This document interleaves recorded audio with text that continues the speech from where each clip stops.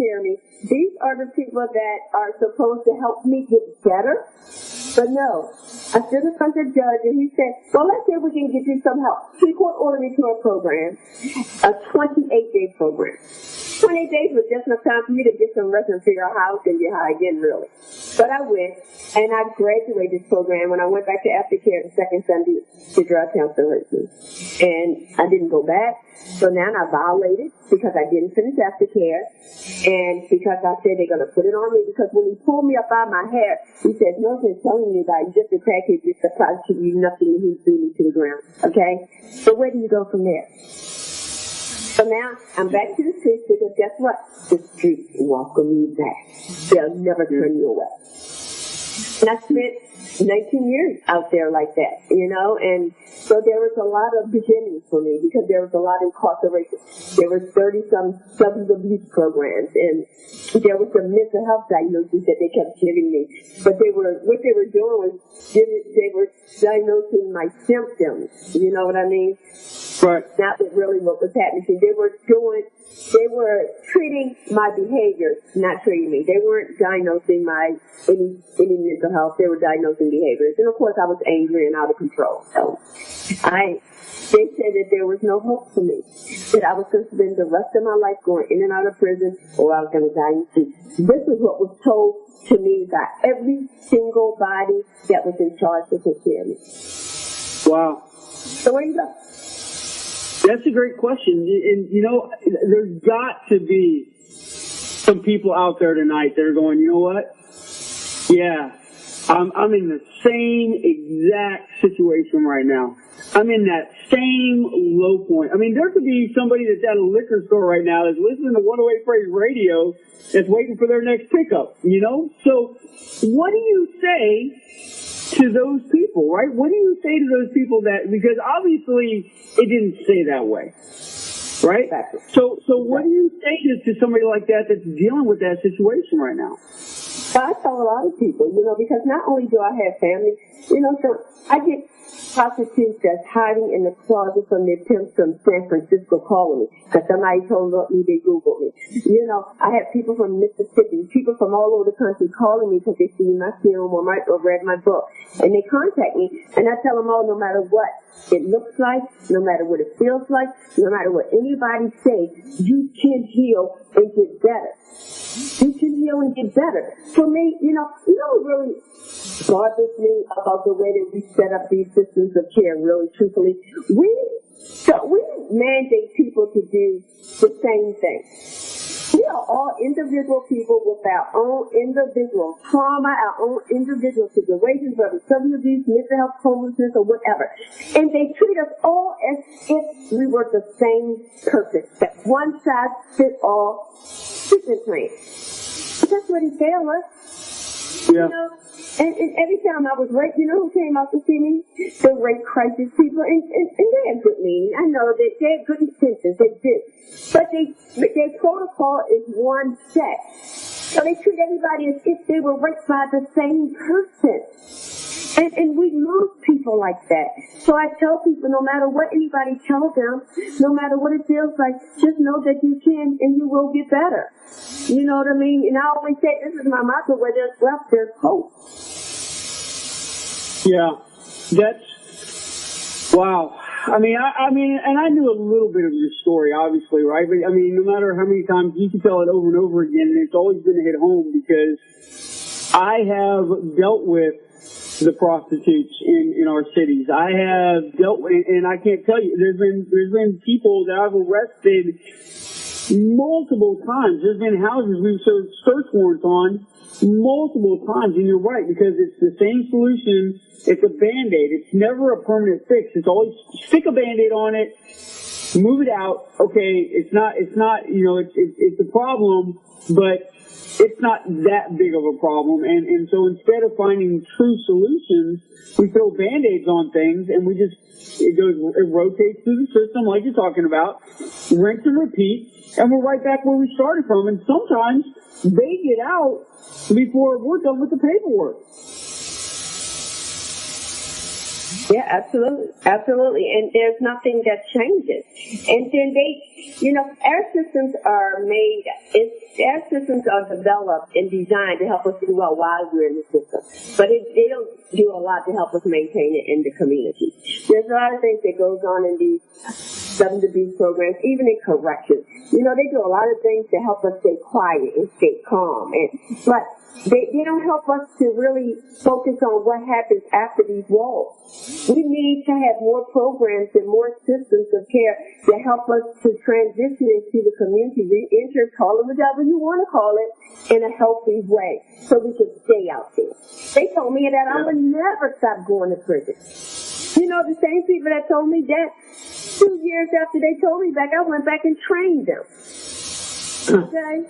And that's the next part of this, right? What was the switch that flipped? Because obviously at some point we know, I mean, from my experience and from everything I've looked at and researched, at some point the mindset flips. You know what? I'm tired of being the victim. I'm tired of fighting for everything I have to live for. And like you said, thank God, as crazy as it sounds, thank God crack cocaine was there for you, because if it wasn't, who knows what would have happened, right? I would have ruined my brain. Yeah, exactly. I wouldn't have a chance to heal. So where was the switch? Where did it flip for you where you realized, I can't keep living this way, something's got to change? Or was it somebody? I was in prison 13 years ago, pregnant with my daughter, and I'm in prison again, pregnant again, and I'm terrified. I was scared I was going to lose another baby. I had already lost 4 kids, one way or another, within the system, and I was terrified. And something dropped in my spirit, or maybe I remember somebody saying, if all else fails, why not look up to God? Now, don't get me wrong, Sean. I played the Christian in prison before. Oh, yeah, I was real good at playing the Christian.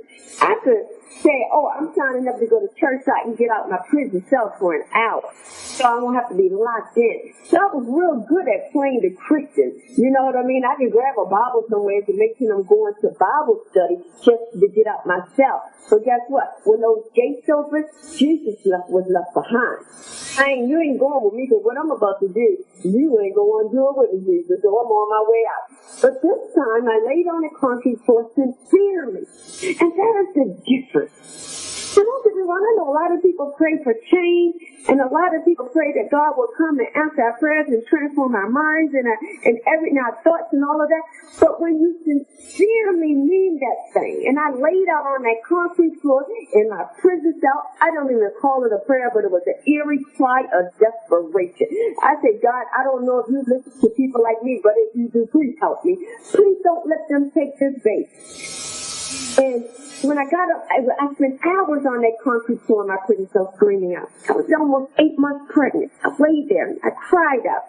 And I got up and I started to feel a little different. I did not immediately. It wasn't just God didn't open up and there was no harp playing. No, it wasn't any of that. But subtle changes. Like I started to have the desire to really go to Bible study, really go and sit in and open up my Bible. When I went to the church services, I sat on the front row and sitting on the back row trying to figure out if I wanted to pretend I had a girlfriend or something back in prison. Trying to do anything I can do to take the focus off of me. So this time I sat on the front row. You know what I mean? And I listened. And I opened up my heart. And I let him in. Because we can confess all we want, but that relationship with Jesus is a heart thing. And I opened up my heart and my mind, and I received the word. See, let me tell you something, Sean. And I want to be real clear about this thing. I never had a problem understanding that there was a God. I'm not an idiot. I know we came from something. My problem was, could he love somebody like me? Can he love somebody that would get on their knees for $2 to do something to a dirty man just so I can get a hit of crack? Can he love somebody that every time I gave birth to a baby was snatched out of my arms? Could he love somebody that every time that the door opened and maybe I could change, there was no change? Can he love a prostitute? Can he love an addict? And now they said I had mental health issues. Can he even love somebody like that? That was my mindset. But guess what? That's that's what I realized, Sean, when I read the Word of God. When I sat on that front row and I would listen to the preachers preach, they would come in and they would spend their time preaching. I would read the Bible little by little. What I didn't understand, I asked questions because I didn't understand that. There's a whole bunch I didn't understand, but I asked a lot of questions. And you know what I realized when I started to read the Bible? You know what I realized? If there is nothing I can do to earn His love, there's nothing I can do to stop it. And when I took on that, everything changed. See, my belief system changed from I am nothing to I am somebody. I'm a child of God. And if I'm a child of God, and He created me in His very own image, hold on, I'm not a crack hole no more. No. All these things are passed away.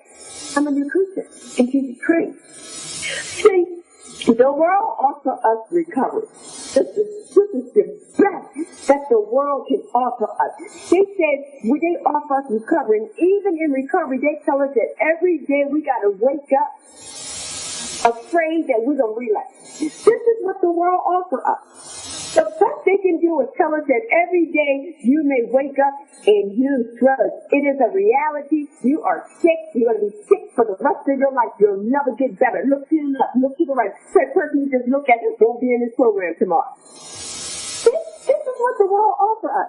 That's the best. If you don't go to 4 Indian meetings a day, you won't relapse. Can't nobody get a job and take. But Jesus offers deliverance. He offers true deliverance. When are we going to understand and realize that deliverance is better than recovery?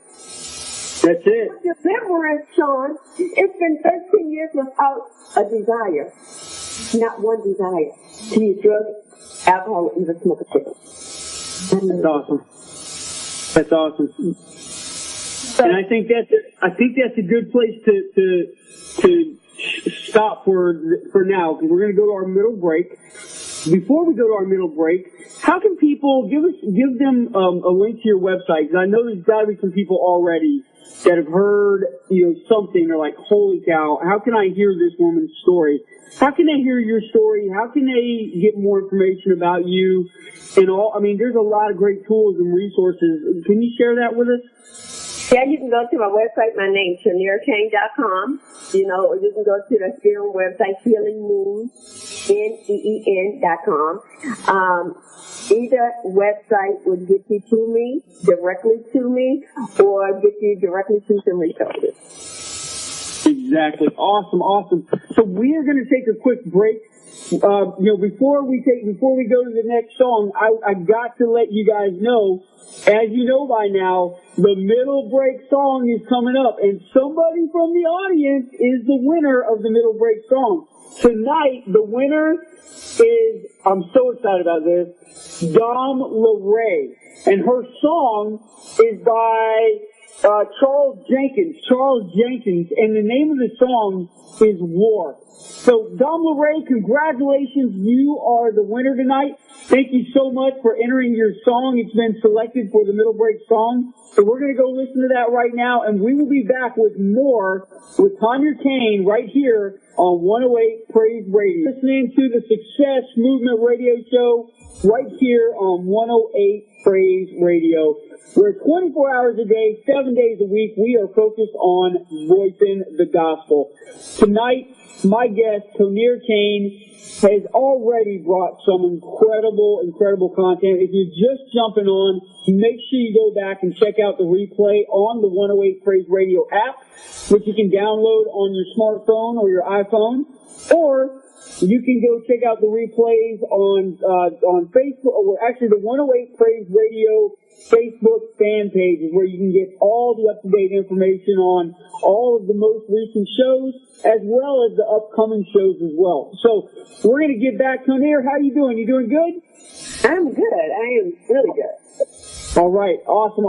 So when we left, we talked about where God found you, right? And I love the fact, because all I could help thinking of, and of course, I don't have the verse of the scripture in my head, but all I can think of is the woman that washed Jesus' feet, and how everybody ridiculed her, right? You know what I'm talking about?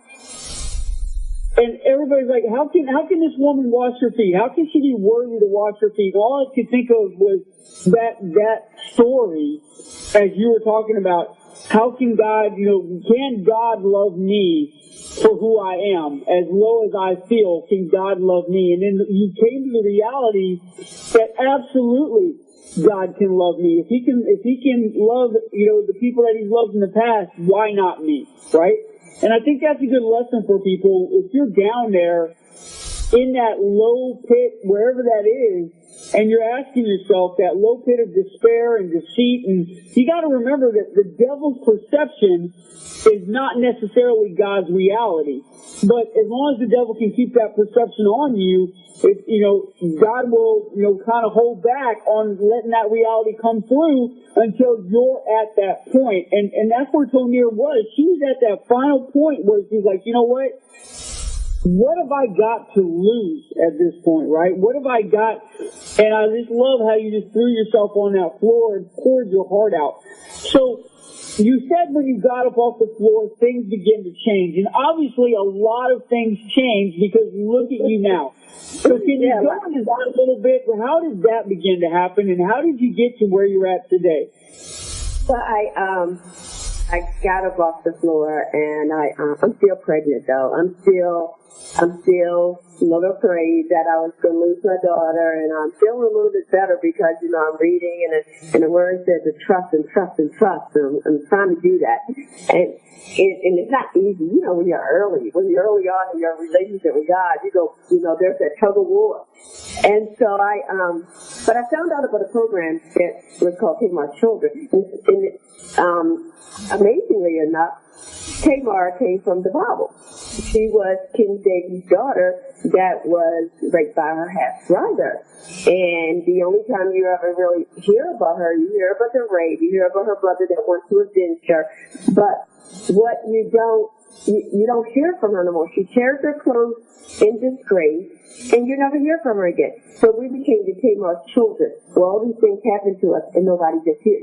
There is no voice for it, and there's nothing done. So Tamar's Children program helped me with my trauma. And even though it wasn't a faith-based program, they did encourage, if you have a faith, to follow it, to cling on to it. So when I got to the program, because I've been in a lot of programs up to this point, and I really think that these people can really help me up to this point, no. But the only reason why I wanted to go is because I get to keep my baby with me. That's the only reason why I signed on the dotted line to go to this program.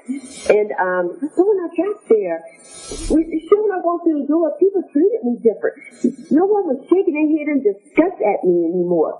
You know what I mean? People looking me in my eyes, and they weren't trying to walk across the street away from me or pretend like they always smell me, because I always smelled bad and when I was out on the street. So they said, when I walked through the door, somebody said, "I'm so glad you made it." And she seemed sincere. And they told me that they were going to start working on my trauma, and that was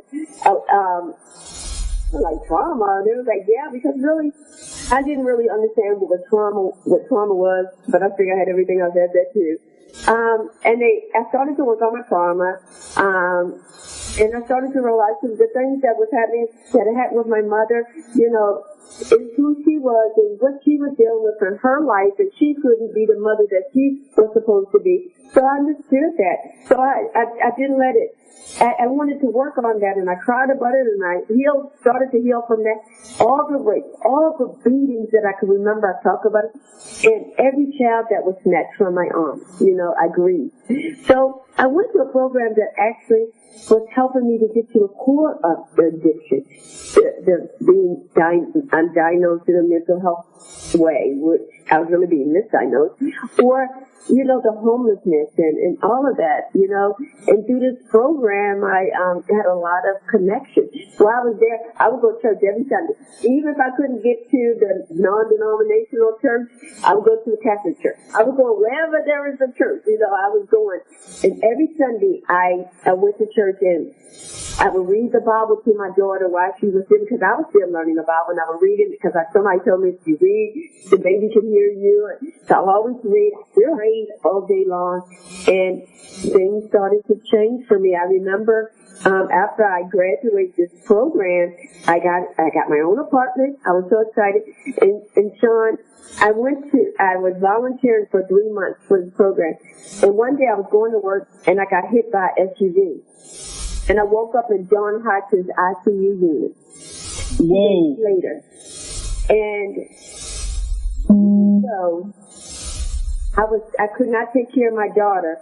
The program took care of my daughter for me. But I remember waking up in ICU, and I remember that people came around me and they said, "Don't worry, Tony, you're going to be okay." And I told them, "No, you don't understand."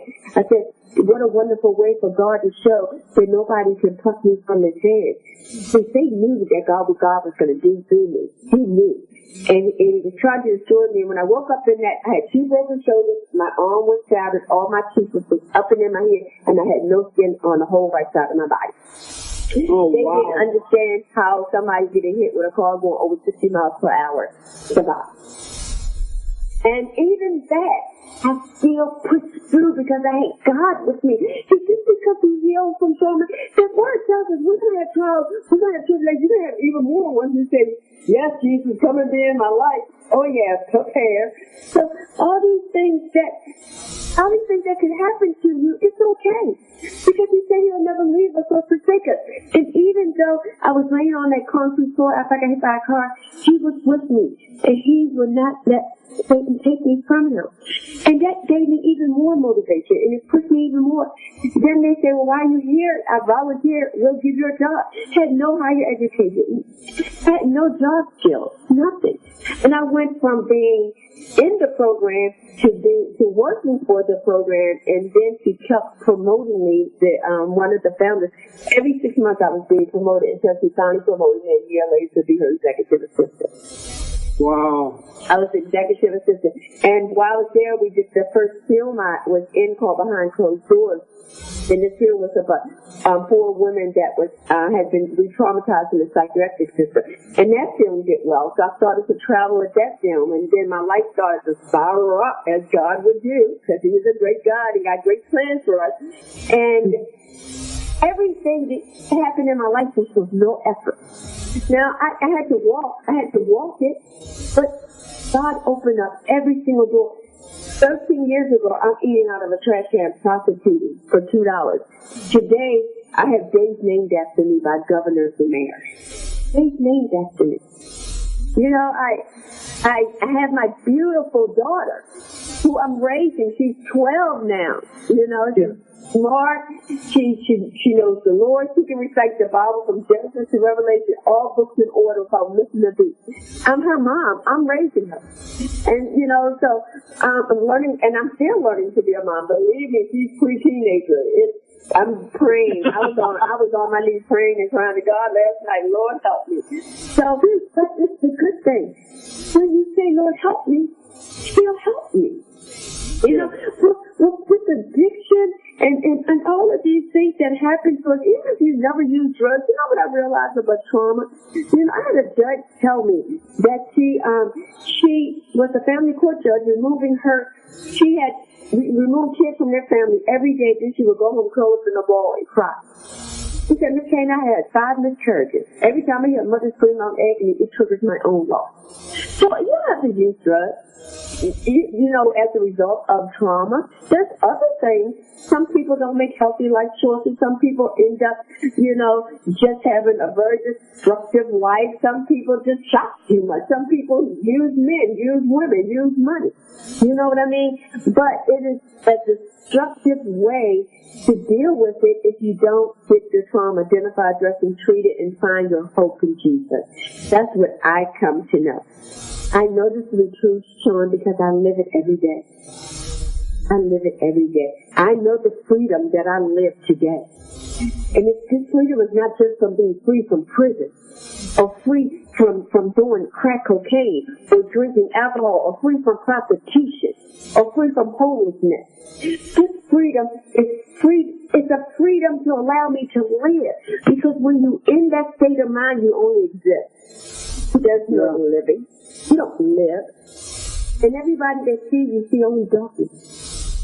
You know, so I know the freedom that I experience is not just for me. You know why it's not just for me? Because he didn't just get up on that cross for me. So I know that what he's doing in my life is only just for me.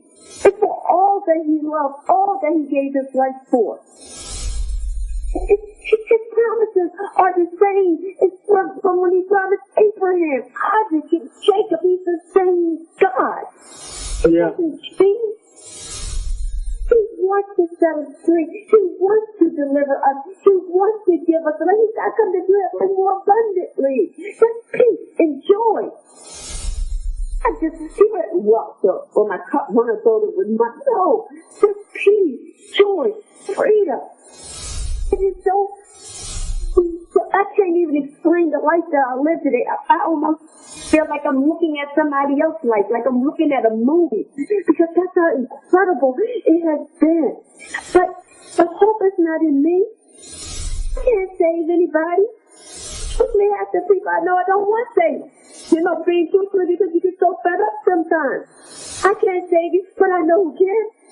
I know who I can send you. I know who I can pray to for you. You know? And that's my message. Hope is in Jesus. And when you walk in that, when you realize it and you explore your relationship with Jesus, I always tell people, get your seatbelt and buckle down, baby, because it's ready to get busy. And I love that about God. Because he's true. And he's real about this thing. He don't want us out there dying because every time somebody putting a needle in their arm today, they dying. That's darkness. That's the world. That's darkness. It's not the light of God, the light of Jesus Christ. And he brings the light to us. He pulls us out of the darkness to give us the light so we can go out and shine. You, me, Praise 108 Praise Radio. We all are on a mission. We are missionaries in this thing, in this world. Yes. We're missionaries. This is not about us. I'm in a hotel room. I had room service. I'm living good. I'm good. I realized, as a matter of fact, this is how good God is, because when the room service came, they said, oh, we're a little bit late, so it's on the house. Thank you, Lord. It's always blue. So, I mean, your documentary is played every single day around the world, right? I mean, that's got to be just unbelievable. And you speak all over the world. You're considered one of the most highly sought out trauma consultants in the world. And now, on top of that, you're coming to the 108 Praise Radio family. I'm just like, I'm so excited about that. But you know, it's so exciting because I remember when I had thought about, I wanted to do a radio show years ago. And I remember somebody told me, if you want to do a show, write out your first 10 shows. And I wrote it out in this book. And so it happened, this book became a book where I wrote my prayers. I wrote a list of God, this is my one, and I'm going to pray over it. You know how we do my prayer list. But I never tore that page out. So when 108 Praise Radio and you guys just embraced me and for me to start my show next Tuesday on the 2nd, I told my husband, I said, look, I still have this piece of paper with all 10 shows written out. That's how God works. See, God put it in you, and He gives you what you need, and then you may write it down and put it up for years. But guess what? He's a God of completion. You can come back to it because many are man's plans, but God's purpose will prevail, right? So I'm excited about this. I'm excited about all these things. Tell us a little bit. Give us a sneak peek. Give us a sneak peek into your show. I don't want you to give it all away. But give a little bit of a sneak peek what your show's going to be about, right? The name of it? The name is going to be Healing with Mean. One of the things that I do is I mean the name Mean in everything because Mean was my street name. So my book is Healing Mean, the film is Healing Mean, and now it's Healing with Me because I always want to keep that mean in there, and I always want to keep that word healing somewhere. So it's Healing with Me. So, and I love this title because it suggests that I'm still healing as I help people to heal. So it's not about me and got it together, Samir came, got it together. No, Jesus got it together. I'm just a vessel. Now I can bring people on the show, and we're going to heal together. We're going to talk about some things. We're going to get real, and we're going to get real raw. We're going to talk about some issues that people don't want to talk about. You know what I mean? And we're going to put it out there. I want to hear from family members that's struggling with their loved ones. I want to hear from people that's right now. I just need to hear some words of encouragement. I need you to give me something. Tell me something. Just listen to me. The platform is going to be for people that's surviving, people that's thriving, people that's providing. So this is going to be a platform that if you need to get it out, talk about it, and we're going to do it. We're going to do this thing together. We're going to heal together. We're going to do it in Jesus Christ because that's what it's about. You know what I mean? And we are, as the new member of 108 Praise Radio, we are all about working the gospel. That's what we do. That's right. Hey, and you got a big conference coming up in November, right? Right there in your hometown in Baltimore, Maryland. So, gotta plug that. Gotta plug your conference because there's got to be some strong people. Our second national conference. Last year we had in Orlando. This year we have it at the Radisson Hotel in Harper, Baltimore. And what I do is I always bring survivors and providers together to network. And so this year, every day we'll open up with a survivor telling their story. We're going to open and close the survivor, and in the middle of the day, it's going to be experts. The people are going to be coming and talking about what trauma really is. We're going to have the neurobio where we're going to have one of my good friends, Dr. Brian Sims, going to talk about, how trauma impacts the brain as a baby.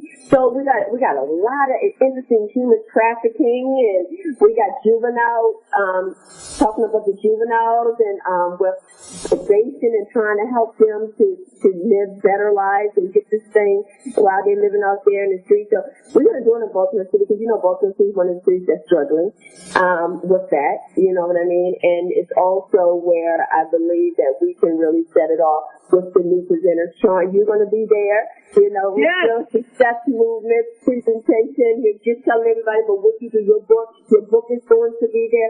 I have so many incredible experts. We're going to have, we're even going to do, now we just added on, we're going to have comedy night, and we're going to have a mega fest. Yes, it's awesome. Yeah, and all that on. So it's November 3rd through the 5th. TamiraKane.com. You can go to my name, TamiraKane.com. You see that right there. There's a link for the conference. Click on it, read a little bit more about it. If you want to come. Because you know what? When we have fun, we have fun. And we learn. It's about learning, networking, having fun, and supporting each other in this. Because that's what it's about, fellowshipping. Ladies and gentlemen, Tamir Kane, the newest host on Success, or not, correction, not Success, well, you might as well be Success Movement Radio as well, right? 108praiseradio.com. Guys, you are not going to want to miss her show May 2nd. Do we have a time? Yes, from 9 to 10 p.m. That's right, 9 to 10 p.m. on May 2nd. She's going to have her first show, so make sure you're on the lookout. Go connect with her. She's on Facebook, she's on Twitter, and she's on LinkedIn. So she's got a few social media platforms you can connect with her on. And you can also go to TamiraKane.com. You can connect with her there as well. And if you want to get her DVD or any of those things, you can go to HealingWithNeen.com to get those as well, right? HealingNeen.com or Tamir Kane. Right now, it's the best. You can get everything under the umbrella of TamirKane.com. So you don't have to go anywhere further than Tamir Kane. You get the conference, you can get the book, you get the DVD, everything under TamirKane.com. Awesome. So this is the first of many times you're going to get to hear from Tamir. I hope you guys have enjoyed yourselves tonight. You've been listening to the Success Movement Radio Show on 108 Praise Radio. Now listen, do not turn that radio off, because coming up next is going to be another new host that's bringing an awesome show, rocking it out, Miss Cynthia Turner. So stay tuned. She's coming up right after these next songs. So thank you guys so much for listening. Thank you so much for being a part. Tamir Kane, thank you so much for being an amazing guest on the show tonight. You got it, brother. Love, nothing but love for you. Awesome. So guys, have an amazing evening. Up next, Cynthia Turner right here on 108 Praise Radio.